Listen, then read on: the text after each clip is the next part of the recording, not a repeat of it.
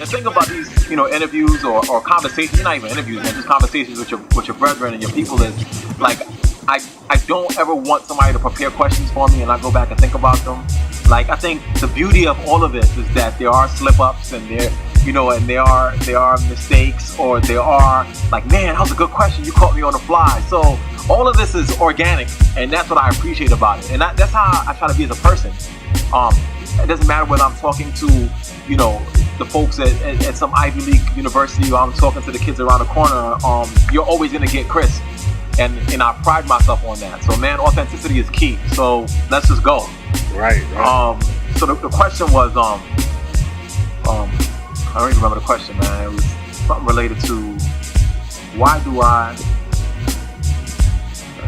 I'll go back to it. Oh, what gave me the faith? What gave me the faith that my techniques and approaches would work? Man, I never had any doubt that it would work. I mean, never at all. Because I know it's birthed out of authenticity. See, you have to question what you do when it doesn't come from a genuine place. Like, if you're being inauthentic, then you have to second guess yourself, and you got to go back and say, man, is this okay? You have to go ask people if it's all right. I knew from the beginning that what I tried to take on by changing the world of education was a task that was absolutely necessary, and it's something that I absolutely believed in. And I knew it would work because of myself and my experiences. I remember sitting in that classroom, man, and supposedly one of the best high schools in New York City, and props to the school, it was a great school, but I remember being bored to death in the science class. And I remember like dying for the bell to ring so I could go out there and spit a verse to my people. I remember, listening to this guy speak in his monotone voice and saying, why did you think anybody would want to learn anything from you? And then I had the opportunity now to go to schools across the world. It began with me experientially in a school in Brooklyn.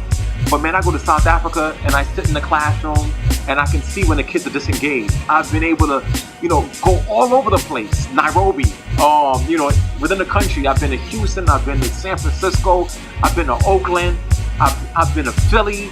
I've been in all these major cities, and I've watched and I've been able to research the experiences of young people in schools. The same young people who get pushed out of school, the same young people who drop out of school, and realize that it's not their damn fault. So the faith comes from knowing that this work is not a facade. Like, this work is real, it's authentic, it's genuine. And when it comes from a place of truth, and a place of love, and a place of pure, unadulterated passion for leaving the world in a better place, I don't second guess myself. And those who want to second guess the work, and some do, it's your responsibility then as a critic, or to critique the work and show me why it won't or doesn't work. And it's my job to show you how this approach to teaching and learning has changed the lives of so many young people. I mean, I think about the young people in the high school I helped to start, who are now graduating with degrees in the sciences, and they're going on to their master's programs, and those who didn't go to college. One of the young men I'm most proud of, man, Isaiah Barrow, shout out to you, Z, started his own business. But because of experiencing school differently and realizing that he can shape his own destiny, he's making decisions that make a better life for himself. How could you second guess that? How can you doubt that?